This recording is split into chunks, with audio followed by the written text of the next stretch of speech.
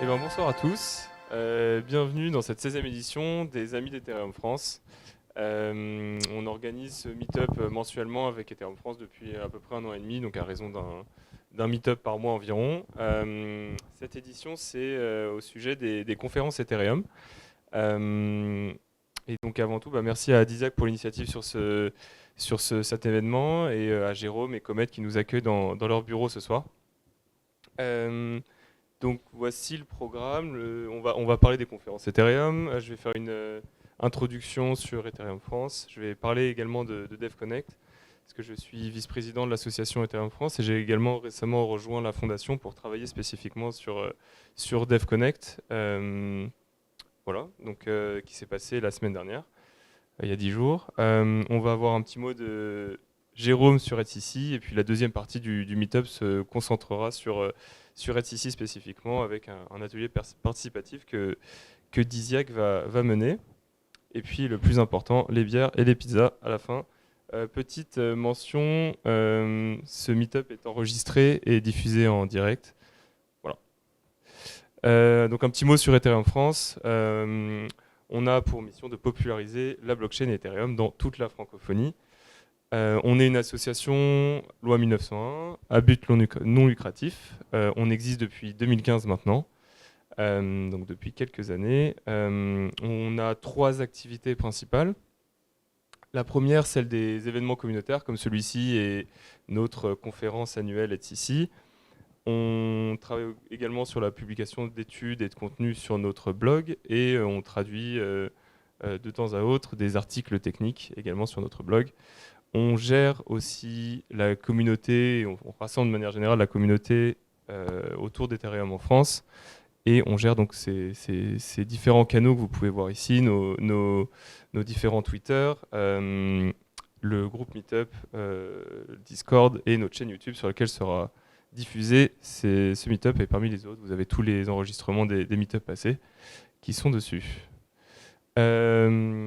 Vous pouvez devenir membre de cette association si ce n'est pas déjà le cas. Ça vous permet de multiples choses, de déjà contribuer à l'association en payant votre adhésion de la modique somme de 10 euros, mais ça vous donne accès à nos canaux, on va dire privilégiés, sur nos Discord avec un canal spécial, mais aussi ça vous permet de contribuer à l'association en écrivant des articles, en organisant des meet-ups, en nous aidant en tout cas. Donc ça vous permet de contribuer de multiples manières, et vous obtiendrez un NFT, un SBT qui prouvera votre adhésion. Donc vous pouvez le faire sur notre site ethereum-france.com si ce n'est pas déjà fait. Un petit mot avant de parler de DevConnect. Je viens de publier une liste des événements Ethereum en 2024, puisqu'on parle d'imaginer les conférences, le futur des conférences Ethereum. Je vais vous parler du futur proche ici, avec un certain nombre de conférences déjà prévues. Il y en a une cinquantaine, et c'est les plus importantes. Donc, je vous ai mis le QR pour la liste, et sinon, une petite mention spéciale pour cet événement qui se passe, donc NFT Paris, qui se passe à Paris. On n'a pas de lien spécial avec cette conférence, mais elle a le mérite de se passer à Paris. Donc, je vous invite à regarder. C'était assez gros l'année dernière, et ça risque d'être assez important aussi cette année. Donc c'est le 23 février. On organise donc HCC, la HCC Week à Bruxelles cette année, l'année prochaine, pardon. Donc HCC se passe du 8 au 11. Et la HCC Week en général commence avant et dure après, donc on va environ une semaine autour. On a la date de DevCon qui se précise, qui était annoncée en Q4 2024, et maintenant on parle de novembre 2024. On n'a pas encore l'endroit exact, mais un commentaire. Mais elle se passera en novembre en Asie du Sud-Est, donc c'est encore un peu large.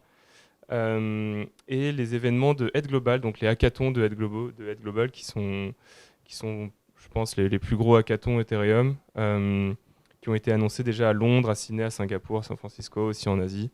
Donc il y a eu celui d'Istanbul il y a 10 jours, qui était un des plus gros à date, et c'est vraiment des beaux événements. Donc voilà, vous pouvez jeter un coup d'œil à ces événements pour planifier votre année prochaine.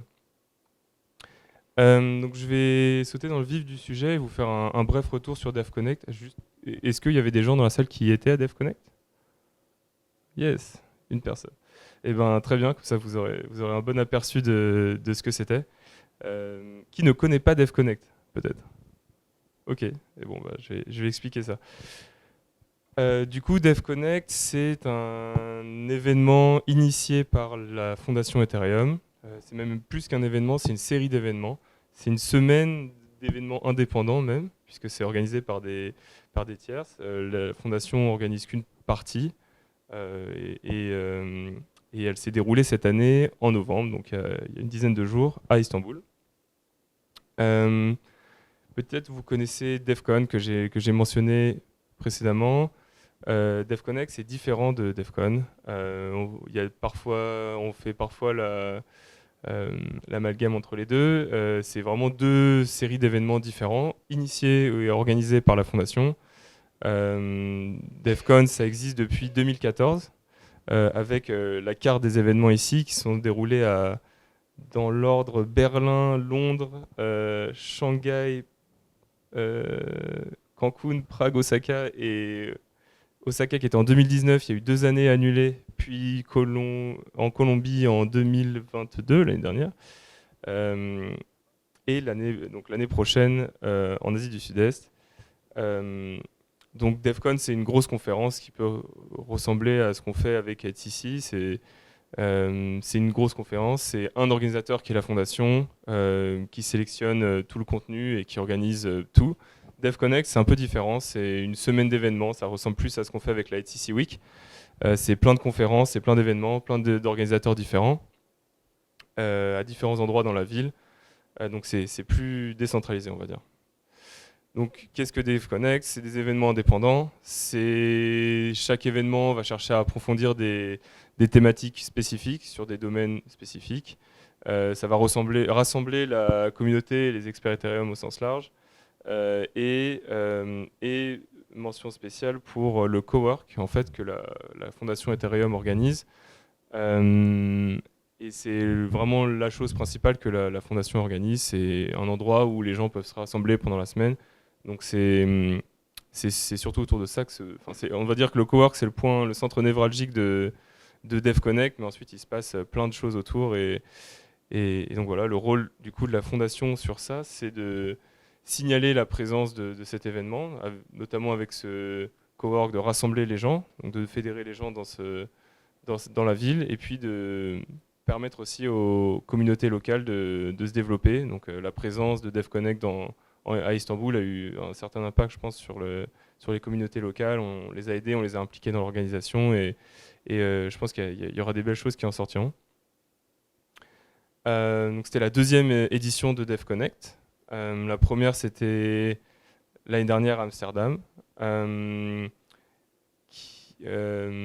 a été organisé à la base parce que, en tout cas, l'idée est venue à la base parce que c'était plus simple à organiser potentiellement, où ça présentait moins de risques dans un contexte où le Covid était assez présent.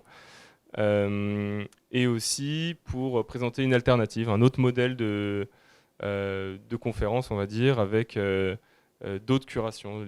L'idée, c'est vraiment de donner la curation aux organisateurs d'événements et pas s'occuper de la curation du contenu, de tout le contenu de toute la conférence, puisque la fondation a considéré à ce moment-là et je pense que c'est assez juste, que les experts dans certains domaines sont assez bons, en tout cas pour sélectionner leur contenu. Donc c'était une approche intéressante.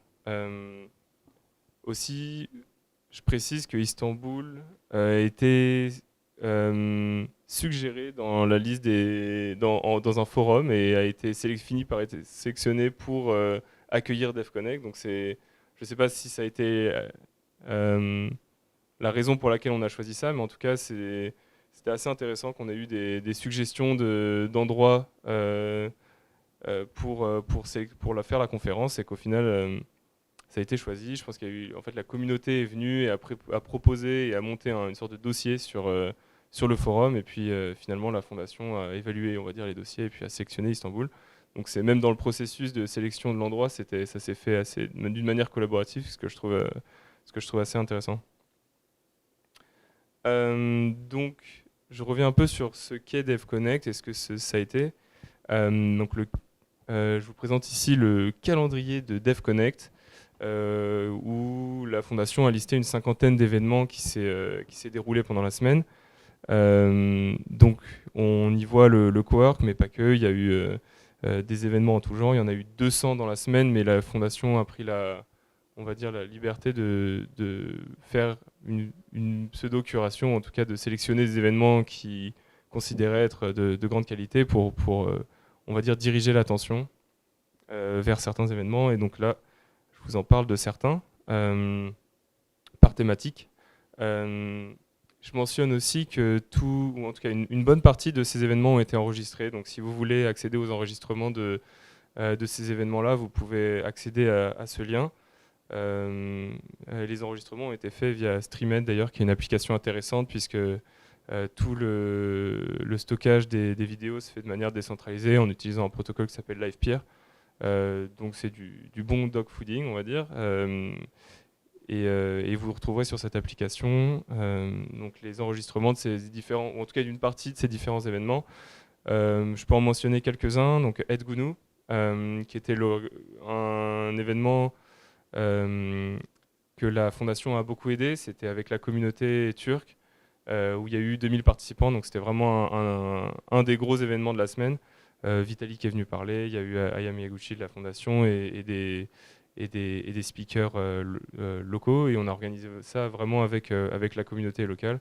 Et c'était une manière d'impliquer la communauté, mais aussi de la faire rayonner et puis de tourner le contenu vers une audience assez beginner, on va dire. Et donc ça a bien marché. Et puis ensuite, en fonction de vos affinités, vous pouvez voir ces différents événements et puis même aller sur le calendrier de DevConnect. Il s'est passé plein de choses. Donc voilà, pour Layer 1, il y a eu le Solidity Summit qui est super intéressant.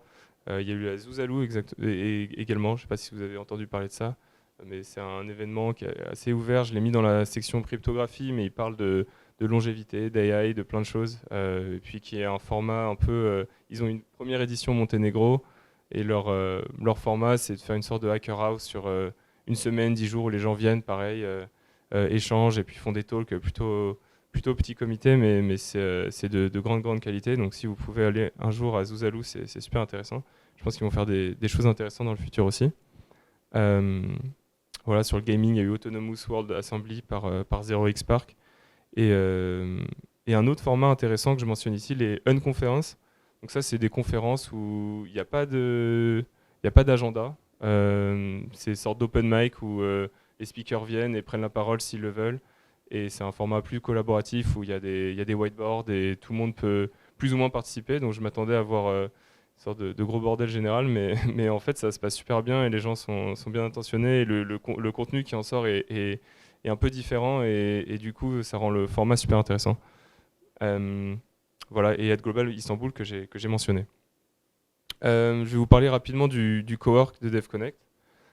Puisque c'était, comme je le disais, un des points névralgiques de la semaine où tout le monde se rassemblait, en tout cas, et travaillait sur la semaine. On a eu plus de 5000 participants et on a créé ce cowork de toutes pièces. Donc c'était du boulot, mais on a eu des bons retours, donc c'était assez chouette. Donc vous pouvez voir là des différentes images. On a créé des espaces, c'était l'espace ottoman, on va dire, plutôt décontracté, avec en général des espaces de travail répartis sur tout le cowork. Je l'ai mentionné aussi parce que il y a eu un narratif intéressant qui disait que, en tout cas, nous on a parlé de ça, mais on l'a entendu plusieurs fois, que les coworking space sont les nouvelles conférences. Donc comme on essaie d'imaginer des nouveaux types de conférences, ou en tout cas le futur, ou ce que pourraient être les conférences, en tout cas je trouve que cette approche est intéressante.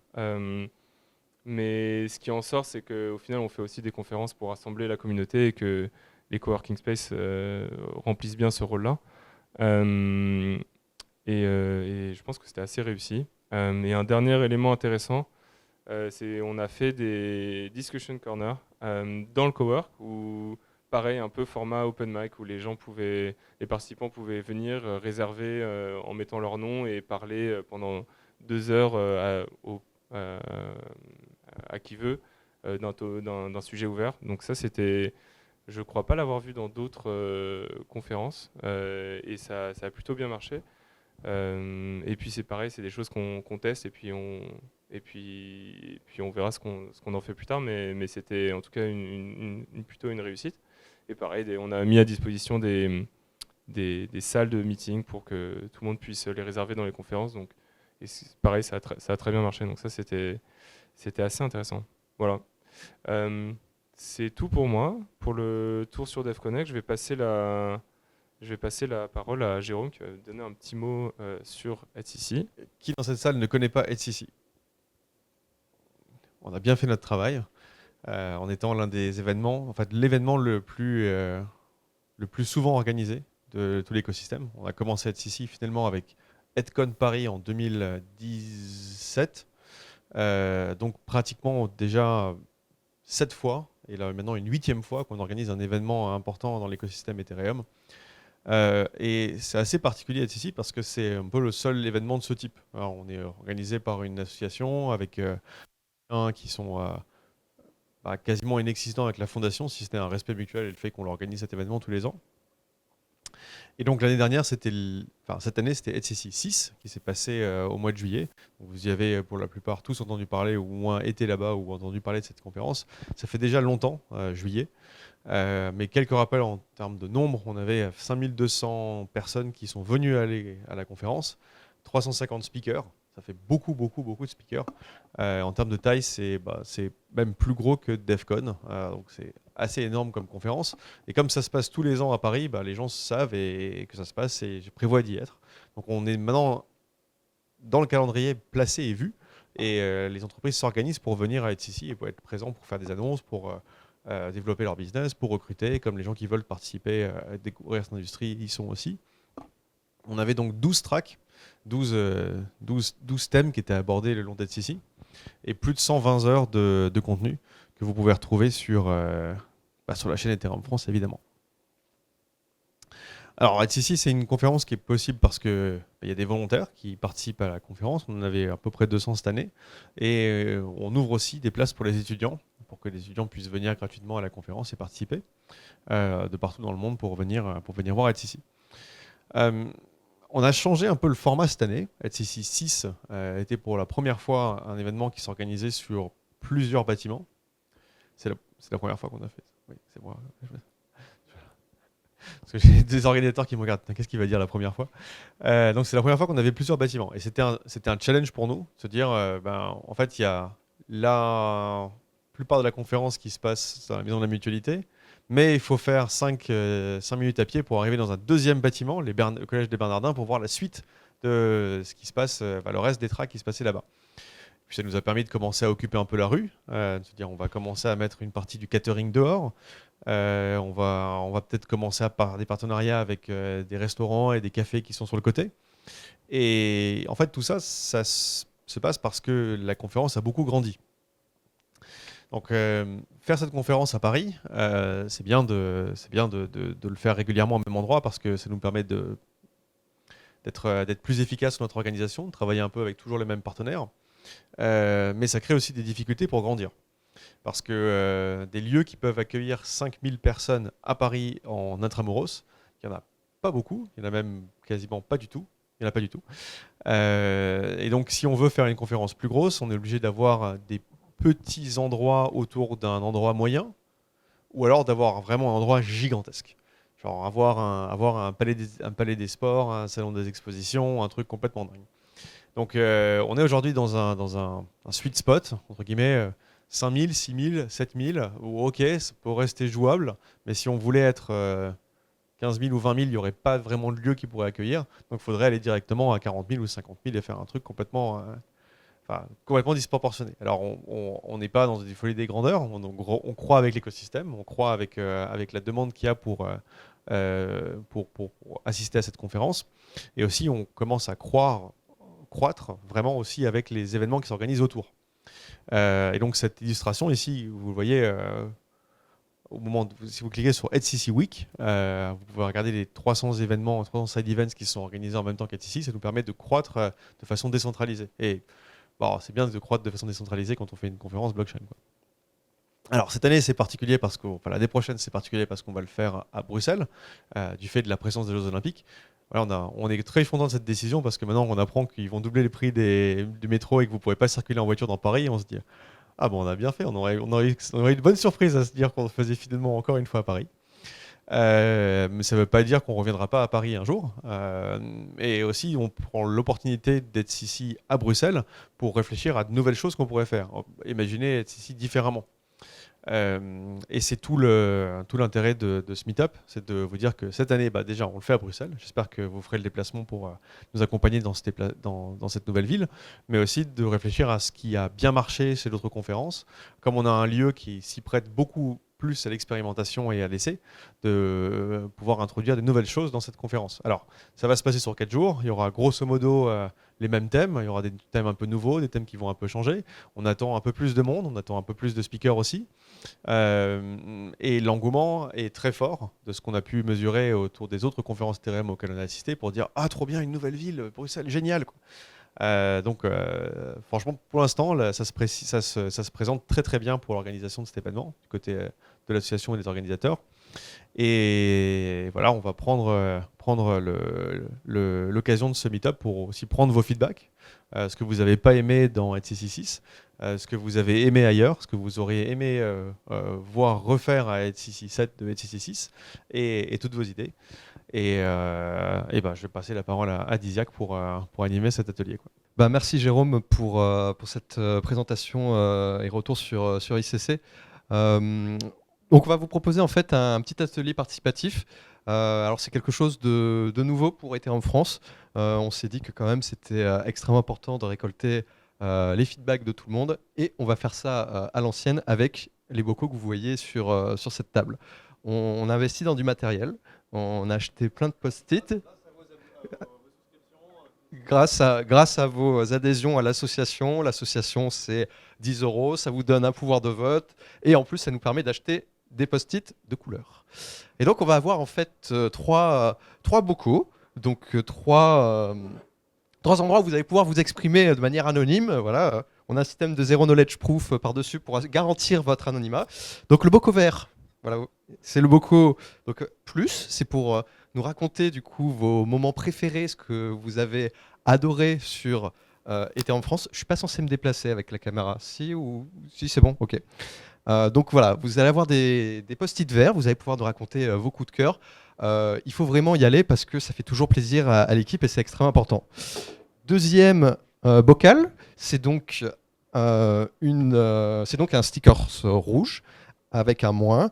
C'est pour exprimer du coup les points à améliorer que vous aurez noté sur ETHCC6 et vous vous dites ah bah ça c'était quand même quelque chose, bon, si on peut éviter, voilà, ce serait pas mal.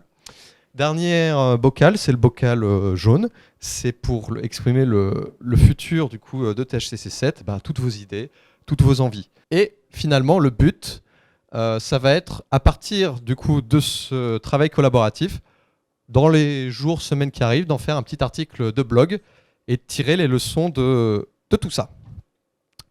Est-ce que c'est clair? Est-ce que vous avez des questions sur ce petit atelier qu'on teste, qu'on improvise? Non, c'est clair pour tout le monde? Ok, donc on va passer à la distribution maintenant des post-it. Oui. Est-ce que quelqu'un n'a pas participé à HCC l'année dernière?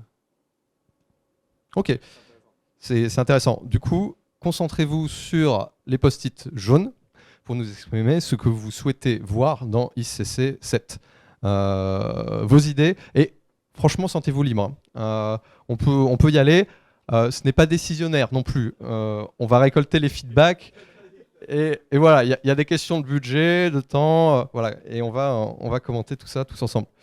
Je vais lâcher le micro parce que moi aussi je vais remplir les petits post-it. Et voilà, on se donne 10-15 minutes de réflexion, je sais pas, on va voir. Et puis après, on va récolter tout ça. Merci. On commence par un petit billet vert peut-être. Alors, ça commence par quoi? Rien à redire, ça c'est positif. Niveau et intervenant et sujet, top. Bon, bah, ça fait toujours plaisir. Merci, merci le public.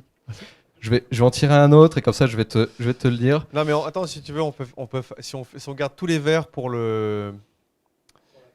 il vaudrait mieux garder les verts pour la fin parce que en fait il vaudrait mieux lire les verts après avoir lu les rouges parce que Oui. comme ça on sortira Je sur une note. pensais pas faire tous les verres d'un seul Ok, coup. Je pensais juste commencer sur une note positive parce que c'est toujours sympa. Merci à toute la team et les bénévoles. Donc encore un message de remerciement. Bon, tu veux taper dans le dur. Tu veux lire un petit rouge? Allez, je lis un rouge. Le manque de place pour les retardataires. C'est vrai que c'est un véritable problème dans HCC. Non, mais ça c'est un vrai problème. Le fait que on soit sold out chaque année, parce que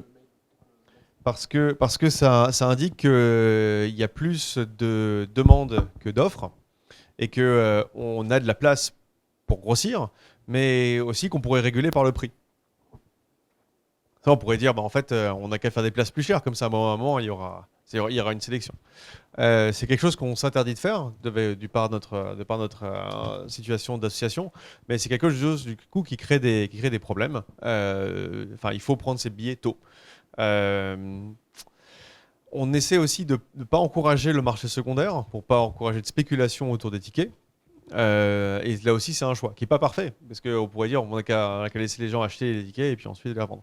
Donc on essaie au maximum de jongler entre ces différentes problématiques.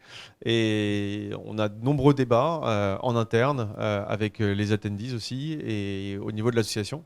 Si vous voulez débattre avec nous sur comment faire pour mieux réguler les tickets et mieux tout ça, on prend beaucoup vos idées. Aujourd'hui, on essaie surtout de continuer à grossir sans mettre en risque la trésorerie de l'association. Et aussi sans discriminer fortement par les prix à l'accès à la conférence. Du coup, je ne peux vous donner que ce conseil. Si vous voulez vous assurer d'avoir un ticket pour être ici, prenez-le à l'ouverture des tickets, parce que la première vague de tickets dure souvent 5-6 jours, alors que les autres durent plutôt quelques heures. Voilà. Quelques minutes. Mais voilà. Et c'est vrai, c'est un vrai problème. Allez, encore du rouge. C'est déjà jeté ça.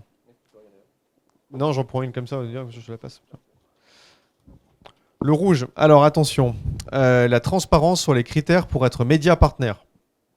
C'est vrai, il n'y a pas de transparence sur les critères pour être média partenaire. C'est une très bonne critique. Et là encore, ça se fait souvent en premier arrivé, premier servi. Il faudrait qu'on soit plus transparent sur les premiers partenaires, pour les médias partenaires.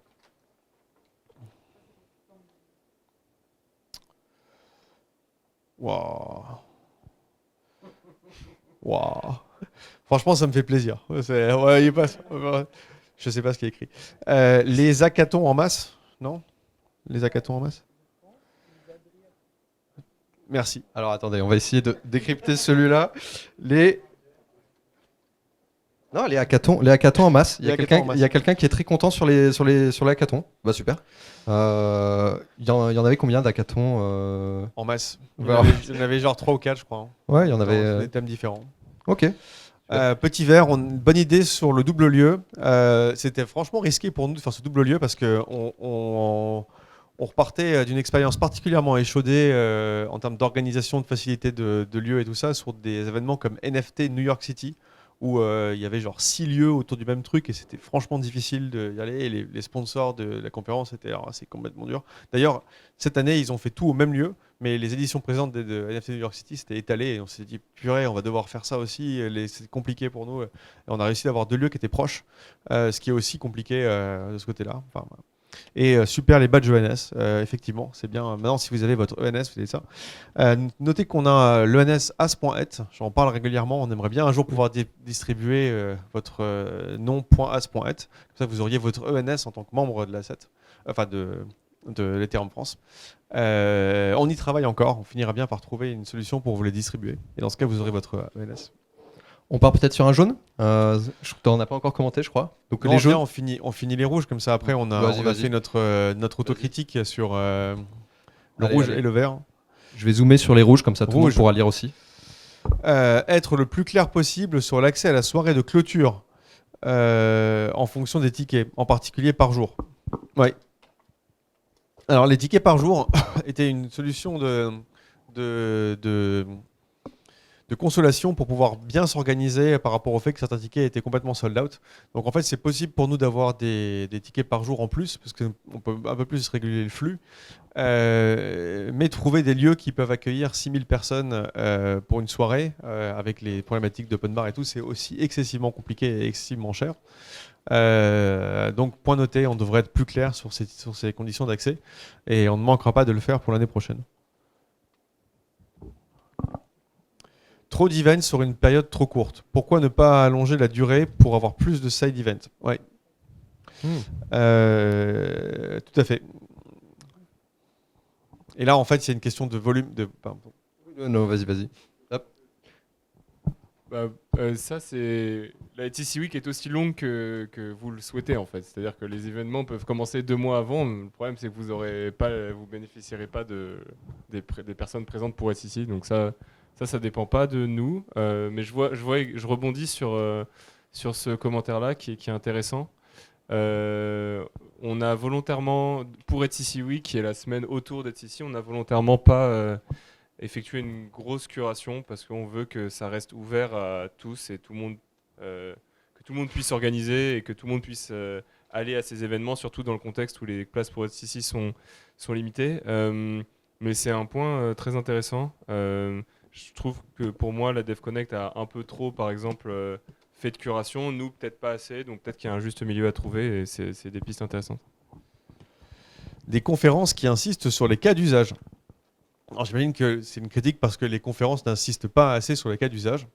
Et en effet, HCC n'est pas vraiment une conférence qui insiste sur les cas d'usage, mais qui insiste plutôt sur les problèmes et les façons de les régler selon des thèmes. C'est un positionnement qui nous permet d'éviter en partie que les prestations sur scène soient de trop grosses démonstrations d'un produit plus que de ce qu'il essaie de régler. En revanche, pour les cas d'usage, je trouve que les hackathons sont le bon endroit pour ça, parce que comme ça, au moins, vous voyez que ce problème est résolu comme ça, et voilà un cas d'usage d'application de la blockchain à ça, ou de ce produit à ça. Donc, je prends le point sur le fait que les cas d'usage ne soient pas assez représentés. Il y a une track entreprise quand même à HTC où des entreprises traditionnelles viennent utiliser la blockchain, et il y a la track DeFi où vous avez vraiment un cas d'usage bien. Et il y a maintenant une track gaming aussi, parce qu'il y a de plus en plus de jeux et d'initiatives qui sont proches de la recherche en fait là-dessus. Mais le fait de mettre en valeur plus souvent des cas d'usage nous expose à faire plus de publicité au sein des talks d'HTC. Et donc ça crée beaucoup d'efforts de curation. Beaucoup d'efforts de curation qu'on choisit parfois en disant, comme dans les HTC Week, on curate pas, ou on curatera un peu, ou rien. Ou dans le cas des talks d'HTC, en fait, on curate fort. Quoi. Voilà.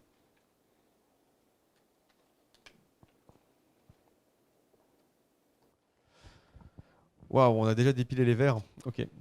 Je suis en train de regarder les verres sur Internet, ok. Sur Internet. Oui. Non, parce que du coup, je crois que Bettina les a rangés par catégorie. Et en fait, il y a du coup des piles qui se créent. Et la plus grosse pile de verres, du coup, c'est sur la qualité des speakers. Donc c'est ça la plus grosse pile de verres qu'on peut voir. Il y a aussi une bonne pile de verres en haut sur... je sais pas ce que c'est. Les espaces, le swag, l'organisation, la bouffe. La bouffe. Alors, en haut, c'est les trucs d'orga. Oh, merci. En haut, c'est les trucs d'orga, principalement. Sinon, il y a tout ce qui touche au... Merci, Jérôme. Aux speakers, à la qualité des conférences, etc. Big up pour les vidéos. La HTC Week, les étudiants, les stands de nos sponsors, et puis les perdus. Voilà. Et ENS. Big up, c'est Ah oui, je pense qu'on peut... c'est un petit moment d'autocongratulation pour les vidéos. Parce que... en fait, petite anecdote pour les vidéos, c'est que on a commencé à faire des conférences de la taille avec le projet de faire HTC avec EdCon, qui suivait quasiment tout de suite DevCon 2. Et DevCon 2, septembre 2016, on a eu vaguement un live stream. Ça passait pas très bien à travers le Chinese Firewall à ce moment-là. Et ensuite, on a eu les vidéos, je crois, 8 mois après, un truc comme ça. Donc 8 mois sur la période de 2016-2017, c'était déjà quasiment outdated. Et beaucoup de gens se plaignaient dans l'écosystème de ah mais c'est pas possible, les vidéos de Defcon 2 elles sont où, mais alors et le talk de machin et tout ça. Donc quand on a organisé CC, on s'est dit non mais attendez, nous on va faire un truc fou. On va faire du live stream en direct gratuit et aussi le découpage, en tout cas le stream déjà disponible dans la foulée et quasiment le découpage dans la foulée. Ça c'est permis parce qu'on a une super équipe vidéo qui s'en occupe et après ça a créé quasiment un standard quoi. Alors, les gens maintenant c'est devenu le standard dans l'industrie. Quand il y a une conférence, après on a la vidéo quasiment tout de suite. Et ça c'est top justement pour pallier au fait que c'est pas forcément accessible à tous d'être ici parce que vous n'êtes pas à Paris, parce que les tickets sont chers, parce que les tickets sont sold out. Au moins vous avez accès au contenu tout de suite quoi. Je voulais sur les vidéos, oui, en plus c'est à chaque fois un challenge technique puisque on grossit en salle et cette année j'ai fait la liaison entre les développeurs et la chaîne YouTube et du coup on prévoit maintenant 2 chaînes YouTube en plus au cas où il y ait quelque chose qui tombe en rade. Et du coup on a un total de 8 ou 9 chaînes YouTube ETHCC Ethereum France et il y en a une justement qui a sauté la veille de l'événement et du coup on a dû utiliser un premier backup. Donc voilà, et je disais à Bettina la veille, c'est bon, le premier backup est utilisé, il reste le backup du backup et après ça va devenir compliqué notre histoire. Mais du coup ça a fonctionné et c'est toujours un moment qui est très excitant quand on appuie sur le bouton et il y a les 7 streams en même temps qui se lancent. Ah ouais, non mais vraiment enfin, moi, ça m'avait bouleversé. On repasse un peu sur les rouges. Alors, il y a un point bouffe, et le point bouffe, il est dans les verts et dans les rouges. Il y a beaucoup de points de gens qui sont pleins de la bouffe. Non, il y a une personne. Une personne. C'est vrai que voilà, les goûts et les couleurs, c'est difficile de faire des menus qui correspondent à tout le monde. Alors on essaie de faire des menus qui correspondent à la plupart des restrictions alimentaires, qu'elles soient personnelles ou médicales. Ouais, c'est vrai que le kebab était top. Voilà. Et oui, enfin. La bouffe. Point important sur la bouffe, c'est qu'il faut sizer la bouffe, il faut avoir suffisamment de bouffe pour tout le monde, et sachant que tout le monde ne mange pas sur l'événement. Donc c'est un vrai casse-tête. Vous vous rendrez pas compte à quel point les gens... voilà. Et aussi essayer d'éviter de faire du gaspillage de la nourriture. On prend le point pour améliorer toujours la nourriture. C'est bien quand on est dans la même ville de pouvoir toujours travailler avec les mêmes prestataires et pouvoir les mettre en concurrence, tester et tout ça. Là, avec Bruxelles, on va devoir innover, mais je ne présume pas du tout de la qualité de la nourriture à Bruxelles. Je suis sûr qu'on arrivera à trouver quelque chose de top, quoi. Voilà. Je vois aussi un point sur les réductions des tickets. Les prix en hausse. Je veux prendre le truc des prix en hausse. Parce que vous n'êtes pas sans savoir qu'il y a de l'inflation en ce moment. Et elle nous touche aussi l'événementiel. Même plutôt, elle touche particulièrement l'événementiel. L'événementiel est vraiment devenu beaucoup, beaucoup plus cher. J'ai plus les ordres de grandeur de certains trucs en tête, mais je crois qu'on a genre 20%, 40%. Ouais, on est entre 10 à 40% sur la plupart des postes de dépenses de nos fournisseurs. Ouais, ça fait beaucoup.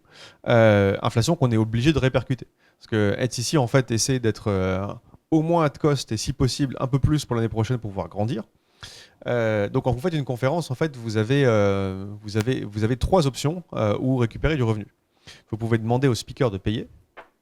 Par exemple, vous organisez un superbe panel avec des gens qui ont des millions de followers et vous laissez une chaise vide et vous allez voir des projets en leur disant ça vous dirait de faire un panel avec tous ces gens, c'est 30 000 €. Voilà. Donc vous pouvez essayer de faire payer les speakers en disant voilà, vous êtes dans une salle et vous parlez juste après Vitalik Buterin. Donc voilà. Le problème d'essayer de faire payer les speakers, c'est que vous baissez en qualité de speaker. De fait, puisque les gens ont payé pour être là, mais aussi vous baissez en qualité qualité moyenne de vos speakers, puisque les gens qui savent qu'ils sont utilisés pour promouvoir d'autres projets vont vous dire mais qu'est-ce que je vais foutre sur un panel avec un tel et lui on ne sait pas qui c'est, il sort d'où et c'est quoi son projet, il est même pas lancé, ils font un truc qui a l'air un peu scammy, enfin bref. Donc plus vous essayez de tirer de l'argent de vos speakers, plus c'est compliqué d'avoir des speakers de qualité. Je dis pas que c'est impossible, mais en tout cas c'est compliqué et organisationnellement et opérationnellement c'est difficile pour nous. Donc il n'y a pas de speaker payé qui paye pour des talks à HCC, excepté dans les sponsors Diamond, on leur garantit un slot. Mais en général, les gens qu'on accepte en Diamond, de toute façon, ils avaient des choses intéressantes à raconter, donc ils sont là. Et on est public sur le fait qu'on fonctionne comme ça. Cela dit, quand on s'est dit qu'on ne pouvait pas faire payer les speakers, on peut faire un peu payer les sponsors et on peut faire un peu payer les attendees. Donc nous, on regarde combien on a de sponsors, enfin de budget, on essaie de répartir entre les sponsors et les attendees et de répercuter l'inflation entre les deux. Pardon, j'ajouterais juste à ce que Jérôme dit qu'on est passé de 3 jours de conférence à 4 jours de conférence et de 300 € à 400 €. Donc en fait, la conférence n'est pas devenue plus chère, il y a un jour de plus qui coûte le même prix que les autres jours qui étaient là avant. Alors, et ça c'est la remarque INSEE, genre oui effectivement les produits sont plus chers mais ils se sont aussi améliorés. Voilà, vous avez une diagonale de 30% de plus sur votre télévision, donc effectivement oui elle est plus chère mais pas proportionnellement. Mais c'est difficile. En fait on est obligé de répercuter les coûts d'une façon ou d'une autre là-dessus. Il y a une petite pile aussi au milieu là, toujours dans les négatifs. Manque de guide, trouver qui, quoi, où, info décousu. Donc difficulté à s'y repérer. C'est vrai. Alors, j'ai ma petite idée là-dessus. C'est qu'on peut faire plein de choses pour rendre la conférence plus facile d'accès, faire du marquage au sol, faire des guides, faire tout ça. Et en fait, il y a une quantité d'informations que quelqu'un de base est capable d'ingérer quand il arrive dans ce nouveau lieu. Voilà le plan du lieu, voilà le plan du truc, voilà, ok. Vous avez beaucoup d'informations. Et plus vous grossissez le lieu et plus vous grossissez le contenu, plus vous arrivez à la limite de ce qui est absorbable dans ces conditions. On n'a jamais fait le tour de ce qu'on peut ajouter comme information et moyen de se renseigner. Et donc c'est une très bonne remarque. On essaie d'avoir des applications, on essaie d'avoir des trucs. Et on va continuer à innover en CC8 avec ça. Mais je pense que ça va rester un problème assez récurrent si on continue à grossir. Par contre, si on restreint la taille, si vous avez une salle avec 8 speakers, c'est vrai que ça se passe ici, vous avez une salle avec 8 speakers et basta. Mais dès qu'on commence à grossir et qu'on est contraint par la géographie du lieu et par les nombres de lieux, c'est plus compliqué. Cela dit, l'année prochaine, on aura quasiment tout dans le même lieu, voire tout dans le même lieu. Donc, vraiment, au moins, on aura une verticalité dans l'organisation, quoi. Dans le planning. Est-ce qu'on passe un peu au jaune tu te sens on a fait le tour de tous les. Il en reste encore des rouges, mais. Des gros rouges. Les prix des tickets, ouais, ok. Plus de viande. Ça se passe comment la Belgique avec le gibier? Il y a des trucs un peu sympas. C'est pas la saison, c'est vrai, c'est pas la saison. Le bruit, ouais. Il y a une question technique sur les réductions des tickets ETHCC avec les POAP. Les NFT et CC3 n'étaient pas pris en compte? Je pense que ouais, que ça c'est. Ouais, là, je tombe des nues et méga culpa. Parce que la création de la Rafale a été outsourcée à Comet, ma boîte. Donc c'était un petit projet, hein, je vous rassure, mais bon, on s'est occupé de refaire la Rafale de DEFCON 6, qui était, on l'a amélioré, on a changé les trucs, et puis on a contribué sur le truc. C'est tout de quoi des open source, mais on pensait, du coup, on s'est gouré. Désolé. Oui, et puis, si c'est le cas, désolé. Et puis en plus, là, je suis en train de me dire, mais mince, j'ai une to-do list où dedans il y a écrit Diziac, il faudrait que tu fasses la liste de tous les soulbound tokens NFT que l'association a émis et je l'ai pas fait. Donc voilà, ça c'est un truc que je dois faire également, essayer de récupérer tous les soulbound tokens qu'on a émis depuis 6-7 ans ou NFT pour faire une liste et déjà qu'on n'en oublie pas. Donc ouais, ça c'est un truc qu'on doit encore faire. La partie sur le bruit, c'est un problème qui est lié au lieu souvent et à la concentration dans le lieu. C'est un point important parce que plus il y a du bruit, ça fait une fatigue il y a une fatigue aussi du bruit. Lorsque vous passez 4 jours dans un lieu bruyant, vous êtes plus fatigué que quand vous passez 4 jours au calme. Ceux qui ont des enfants ici s'en rendent compte. C'est-à-dire, je trouve qu'on s'en sort pas si mal par rapport à d'autres conférences. Je ne veux pas faire du finger pointing, mais il y a quand même des conférences où vous avez des stages au milieu d'allées, au milieu de booths, au milieu de trucs, et c'est un enfer parce que vous avez un chauffeur de salle d'un côté qui parle dans un truc. Bon, on prend vraiment en compte cet aspect bruit. Et je pense que l'année prochaine, avec la taille du lieu, et on va être même de mieux absorber ça. Mais là aussi, le travail est jamais terminé, quoi. aller d'un site à l'autre. Ouais, ça va pas plus à tout le monde de faire les 2 events. Et les événements étaient inégaux, hétérogènes des conférences. Ok, cool. Voilà. Bah, en fait, si vous voulez, sur l'hétérogénéité des conférences, peut-être pour faire un peu de pub pour l'association, vous pouvez venir sur le Discord d'Ethereum France et nous dire c'est quoi BitConnect, c'est une bonne conf ça ou c'est un truc un peu non. Et le FTXCon, c'est cool ou pas? Qu'est-ce que vous pensez et tout. Enfin, vous pouvez juste consulter la communauté cœur ou avec le Discord d'Ethereum France si vous voulez des conseils sur ce qui a été listé. Je sais pas, en tout cas, on va prendre en compte vos remarques pour améliorer HTC Week de toute façon. On passe au jaune. On passe au jaune. Il y a un gros tas ici. Un gros tort. C'est le gros tas du jaune, j'ai l'impression. En gros, tout ça, est-ce que tu peux peut-être commenter, Benoît, c'est ça? Oui. Benoît. Le J'ai gros essayé tas. de- ouais. En haut à gauche. Ouais. Alors j'ai essayé de faire des groupes, mais sur la gauche, ça serait plutôt genre les activités, globalement. Là, on est plutôt sur l'organisation, enfin, tout ce qui est en ligne. On va prendre le premier tas. Du coup, c'est joli espace de coworking, beaucoup de coworking, j'ai l'impression. Ouais, beaucoup. Coworking, en gros, les espaces alternatifs, quoi, en fait. Ouais, Tout c'est ça. simplement de la conférence. Des speed dating aussi, pour que les gens puissent se rencontrer facilement. Il y a une demande, j'ai l'impression qu'il y a une demande d'espaces alternatifs en dehors de la conférence stricto sensu. Est-ce que c'est en cours de réflexion on en est où sur ce sujet? Vous pouvez nous dévoiler quelque chose? Franchement, j'ai l'impression qu'il y a eu tellement de développement d'applications de rencontres. Vous pouvez swiper à droite, swiper à gauche. On devrait pouvoir en trouver une qui nous dirait je vous en fais une spéciale pour l'event. Vous pouvez juste remplir le truc et vous. Mais c'est très cool. Et en fait, c'est quelque chose que moi personnellement j'ai beaucoup apprécié à DevConnect. Le fait qu'il y ait un gros coworking, vous pouvez tous se dire ok, rendez-vous en bas là, à ce endroit-là, c'est cool. J'ai eu quelques rendez-vous business avec des gens qui avaient dit j'ai booké une salle, regarde, etc. C'était aussi très pratique. C'est une très bonne remarque, je trouve. Ok, Benoît, est-ce que tu peux nous commenter un autre tas, par exemple celui en bas à droite? Ça correspond à quoi ce gros tas ici, ce groupe? Ouais, c'est plutôt des propositions de conférences ou de sujets particuliers pour ITC. Ça, c'est intéressant, ça. Attends, qui c'est qui écrit en gros intégration Comet Connect? Il y a un insider dans la salle. J'ai eu le papier, mais je sais pas. On va faire des tests. Promis, c'est pas moi. Surtout que DevConnect en fait a commencé à créer une forme de passeport, enfin a fait des partenariats pour créer une forme de passeport, un truc qui s'appelle Zouzalou, qui est une autre conférence de l'écosystème. Il y a plein de solutions dispo là-dessus. Je précise que Comet Connect est construit sur Safe. Donc voilà, on peut de toute façon essayer un maximum de snowball et de se nourrir de ce qui est fait dans l'écosystème.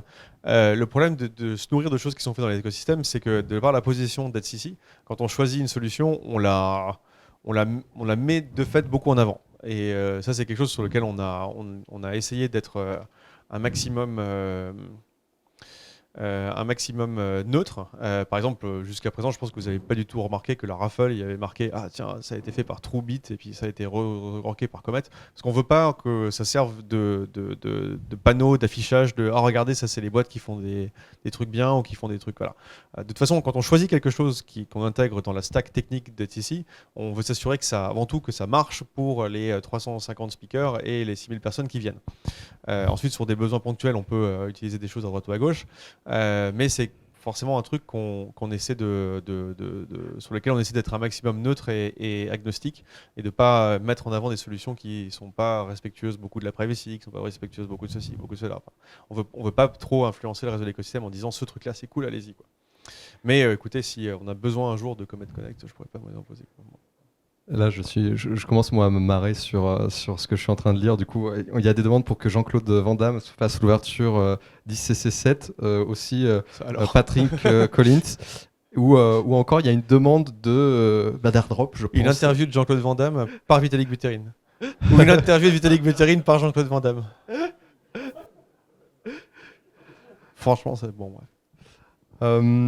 Alors, plus de conférences sur le gaming. Alors, le plus de conférences sur le gaming, la particularité, c'est que il y avait peu de choses sur le gaming. Enfin, c'est une track qui avait un peu plus de place que ce qui a été finalement alloué de mémoire. Mais en un an, il y a eu beaucoup de choses qui ont été faites sur le gaming et la track Autonomous World et autres gaming à DevConnect nous l'indique. Donc on aura clairement plus de choses. Ce qui m'a étonné autour de conférences sur le gaming, c'est qu'il y a eu quelques side events, genre juste drinks and stuff côté gaming, puisque c'est une des industries dans laquelle je bosse, j'étais content d'y aller. Il n'y avait pas vraiment un event spécifique gaming au moment d'être ici. Donc c'est bien de voir ces tracks apparaître et clairement on aura envie d'en avoir plus. Plus de Layer 2, alors en fait ça fait Layer 2. Il y en avait déjà. Enfin, désolé, je réagissais, mais il y en avait beaucoup déjà de Layer 2, ouais, non? c'est une des plus grosses tracks. Ouais, c'était la plus grosse track. Et d'ailleurs ça devient compliqué parce que encore une fois dans cet esprit de ne pas faire du product showcase au moment d'être ici. Par exemple, Starknet fait Starknet CC, donc il y a des talks sur Starknet à HCC, mais il y a aussi plein de trucs sur Starknet si vous voulez venir découvrir l'écosystème Starknet, découvrir plus de choses sur Starknet, faire la promotion de certains projets sur Starknet. Enfin, Starknet fait sa conférence à côté. Mais après, quand vous avez 5 différentes nuances de ZK EVM, 5 différentes nuances de alternatives ZK stuff qui vont plus vite que l'EVM là-dessus et mieux comme ci, comme ça. Vous avez plein de différents optimistic rollup et en plus des layer 3 au-dessus des optimistic rollup, vous commencez à en avoir pléthore. Donc ça devient difficile parce que vous allez en avoir qui disent non mais attendez, je comprends pas, il n'y a que 2 talks ZK scroll et puis il y en a 3 et de ça, etc. Donc on veut pas non plus se positionner comme arbitre des bonnes solutions, des bonnes façons de faire du rollup. Donc ce sera un vrai casse-tête à venir pour la partie curation, d'essayer de satisfaire toutes les technologies, tous leurs supporters, tous leurs trucs et de les exposer les uns avec les autres. Voilà. Mais sur ça, c'est souvent des entreprises qui sont très bien financées ou des protocoles qui sont très bien financés et qui font à chaque fois des très gros événements, qui font peut-être parfois les plus gros événements en side event. Donc et qui offrent des tokens aussi. Rien d'autre. Il y a un post-it que je comprends pas, des battles de gouvernance live. Alors je suis peut-être... Alors dans le nouveau lieu, il y a une salle qui peut très bien se prêter à organiser des rendez-vous de gouvernance. C'est quoi un rendez-vous de gouvernance? Attendez, Bah, en fait, tu sais, il y a des... je pense pour la gouvernance d'Ethereum, il y a un appel régulier qui s'appelle le All Core Dev Meeting, où vous avez une quarantaine de personnes, même une cinquantaine de personnes qui se retrouvent sur ce call et discutent. Polygon fait ses Polygon Conference Call, enfin, on n'avait pas cité Polygon, donc voilà. Si l'autorité de YouTube nous regarde, vous n'avez pas cité ce machin, regardez. Donc Polygon fait aussi des mêmes types de conférences, tout ça. Si des protocoles veulent organiser, ou des DAO veulent organiser des débats et des rendez-vous de gouvernance avec leurs attendees qui seront sur place, je crois que c'est quelque chose qu'on pourra faire cette année, puisqu'on a une salle qui s'y prête bien, une grande salle de conseil avec plein de micros qu'on peut allumer. Bon point. Ah ouais, donc en fait, c'est des espaces différents, des choses différentes, déstructurer le lieu et tout ça. Les conférences en anglais et en français. Alors, il y a toujours eu une track en français à HCC. Non, si. Non, je regarde. Enfin, quand on l'a fait cette fois, après on oublie un peu les autres trucs.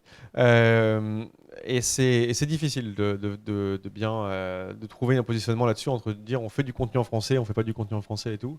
Le live translation, même sur des choses techniques sur YouTube, fonctionne pas mal pour suivre le contenu en français. En fait, on a pour mission de promouvoir la blockchain et Ethereum dans la francophonie, ce qui fait que le contenu écrit par Ethereum France est en français. Mais là, on force de constater qu'on drague des gens d'un peu partout dans le monde quand on fait HCC. Et ça devient de plus en plus difficile de faire ces tracks en français, quoi. Voilà, dans le texte. C'est vrai. C'est quoi le plus de fenêtres de vente vous avez? Ah, d'accord. Plus de oui. Bah voilà. Ok. Est-ce que quelqu'un veut prendre la parole parce qu'on aurait loupé un post-it, qu'on n'a pas eu le temps de tout lire ou même Patrick réagir Collins. sur ce qui vient d'être dit? C'est quoi le truc sur Patrick Collins? Invité quel est le truc? En numéro 2, après Jean-Claude Van Damme. Ok, peut-être une interview de Patrick Collins par Jean-Claude Van Damme. Ah, alors, juste pour une remarque sur les gens qu'on invite et tout, déjà, on jouit de notre réputation et de notre continuité dans Ethereum, dans HCC, qui fait que quand on ouvre le call for speaker, ça se remplit. Et en général, on n'a pas trop à chase des gens. Genre, on rappelle pas 15 fois Vitalik pour dire ah, tu viens et tu vas parler de quoi et tout. Les gens qui sont visibles dans l'écosystème et font en général des talks intéressants reviennent. Donc ça, c'est cool. Il y a des gens qu'on essaie d'avoir, genre, ou qu'on essaie d'avoir depuis longtemps. Par exemple, Andreas Antonopoulos nous a promis plusieurs fois qu'il allait venir, mais il n'est toujours pas venu. Et en fait, en termes organisationnel pur, courir après les gens pour qu'ils viennent, c'est très long. Si vous avez un direct contact avec Patrick Collins, dites-lui, en fait, ça vient d'ouvrir, allez, viens, etc. C'est pas facile. Après, si vous avez des gens de l'écosystème qui sont pas forcément des superstars, c'est compliqué de les avoir et tout, mais je sais pas, un chercheur qui est spécialisé sur quelque chose et qui vous intéresse et que vous aimeriez que nous on les contacte en disant ouais, franchement, c'est pas un usual suspect des conférences, il faudrait un peu le motiver, est-ce que ça vous dirait? Là, on peut faire le taf, mais si vous voulez voir un ministre en particulier, un truc en particulier, ou des gens qui sont très demandés, pour nous les courir après, c'est en fait beaucoup de travail qu'on n'est pas dimensionné pour faire. Non, je rebondis sur une idée, c'est pas de moi, donc qui est assez intéressante sur tout ce qui est gouvernance. À Jean-Claude Van Damme? Non, gouvernance. Non, à Jean-Claude Van Damme, ce serait génial, ça serait une super pub. Gouvernance, etc. Je trouve que c'est intéressant de creuser ça, ce qui peut être fait en live ou pas, ou même mettre en prod, je sais pas moi, passer juste mettre sur GitHub un truc, tu vois, qu'on ait le sentiment que tous les participants ont participé à quelque chose d'un peu plus grand qu'eux et qu'il y a eu un impact. Bon, je ne sais pas si tu comprends ce que je veux dire. Il y a je comprends ce que tu veux me dire. Le MEV Burn, ouais. Tu vois, je te prends un exemple. Le MEV Burn, qui soit en live, lancé dans le GitHub le jour, machin. Enfin, tu vois, ça va ça. Je prends un exemple comme ça. Moi, j'ai une petite widget sur mon téléphone qui m'indique combien elle est burnée chaque jour. Je vais te répondre, mais peut-être pas dans le, peut-être indirectement et directement là-dessus. Ah, tu veux dire qu'on dit qu'on prendrait tous une décision ok. Alors, en fait, il y a souvent une question qui revient quand on présente Ethereum à un public plus traditionnel ou des gens qui sont un peu avertis ou quoi. Mais la gouvernance d'Ethereum, comment ça se passe? Parce que qu'est-ce qui se passe? Voilà. Alors, pour le redire devant face caméra, la gouvernance d'Ethereum est ouverte. Donc, vous pouvez poster une EIP, donc il y a un template à suivre. Vous pouvez poster une proposition de changement d'Ethereum, etc., etc. Vous devez la justifier, il y a des choses à faire là-dessus. Et quand l'EIP a été suffisamment discutée, a été suffisamment et qu'elle a progressé par rapport à sa justification sur l'apport qu'elle a au protocole, cette décision est débattue techniquement. C'est-à-dire que vous êtes invité à un événement qui s'appelle le All Core Dev Meeting, où vous avez tous les gens qui maintiennent les nœuds Ethereum, les clients des nœuds Ethereum, Get par exemple, Open Ethereum et tout ça. Et vous avez aussi d'autres personnes du protocole Ethereum qui interviennent sur d'autres points qui sont là aussi. Et ils discutent de, ok, votre idée, elle est pas mal. Moi, je trouve que lui qui dit qu'il y a un contre-argument que c'est pas bien, il a raison. Moi, je trouve que voilà. Et à la fin, il doit y avoir un consensus général dans l'Assemblée pour dire, ok, on va l'implémenter. C'est-à-dire qu'on va tous changer dans notre ligne de code du client que ça fonctionne comme ça fonctionne comme ça. C'est des débats qui sont très intéressants. C'est-à-dire que vous avez, une fois que le débat philosophique autour de l'intérêt a été fait et que le débat philosophique autour de l'intérêt technique a été fait, il y a de l'implémentation. Et quand quelque chose a été complètement implémenté, on décide d'une date à laquelle c'est intégré dans le réseau final. Donc la fork est prévue là-dessus. Ces All Core Dev Meetings sont un peu éthérés. Il se passe en ligne, il y a les dates, c'est prévu, tout le monde y participe, tout le monde ne regarde pas, tout le monde n'y participe pas, et vous pouvez y participer en tant que speaker si vous avez une EIP qui est présentée. Ce serait une très bonne occasion d'en faire un en live, c'est-à-dire de dire aux gens, tant mieux, on va faire un All Core Dev Meeting en live, où vous avez les gens qui interviennent, qui sont sur scène, et les gens qui regardent, qui peuvent être dans le public ou sur Internet. Impliquer l'ensemble des gens de la conférence pour faire quelque chose dans le protocole en même temps. On peut réfléchir à une application, on proposerait une EIP, l'EIP HCC, et cette EIP HCC a été discutée le jour du, et voilà. Mais il faudrait trouver une idée de quelque chose qui a de l'intérêt, parce qu'en fait, ces All Core Dev Meetings, c'est genre la discussion pour savoir si on fait un pré-compile sur cette courbe-là et tout ça. C'est des discussions plutôt techniques. Donc si vous avez des idées de choses que vous aimeriez voir porter dans l'écosystème Ethereum en général et qui pourraient faire l'objet d'une modification du protocole et qui pourraient impliquer HCC et nous pour la pousser, on est tout à fait disposé à regarder ce truc. Mais il faudrait déjà qu'on ait la raison de déposer une réclamation, quoi. Bah, mais bonne idée. Mais sinon, en fait, la salle qu'on va avoir pour les débats est super bien pour ça. Et si vous avez une DAO et que vous voulez profiter d'être ici pour organiser un événement avec vos members, c'est complètement possible. Dans tous les cas, s'il y a la volonté de créer des groupes de travail, un message dans Discord, on fait un appel à participation et on se lance direct. L'association est là pour ça, pour rassembler les forces de la communauté. Et du coup, voilà, faut vraiment pas hésiter. On est vraiment preneur de toutes ces envies et l'association donnera les moyens pour qu'elles puissent se réaliser pleinement, bien entendu. Donc, s'il n'y a pas d'autres questions, donc vous voyez, on a une magnifique image de tous les post-it finalement qui sont retrouvés dessus. Donc le but, ça va être d'archiver ça et je vais avoir la tâche difficile et délicate d'en proposer une synthèse. Donc dans les prochaines semaines, je vais travailler à une petite synthèse qui sera publiée sur le blog de l'association avec ce document-là, bien entendu. Et on essaiera de tirer les leçons de tout ça pour poser un super... encore un meilleur événement. Donc un grand merci pour Jérôme qui a tenu cet atelier d'une main de maître. Bravo à toi. C'était un exercice difficile pour l'organisation. C'était un exercice difficile. Un grand merci aussi aux dépouilleurs qui ont accepté de faire ce travail. Merci à eux. Et encore merci à Comet pour nous avoir accueillis. Et maintenant, place à pitance et boisson. Merci.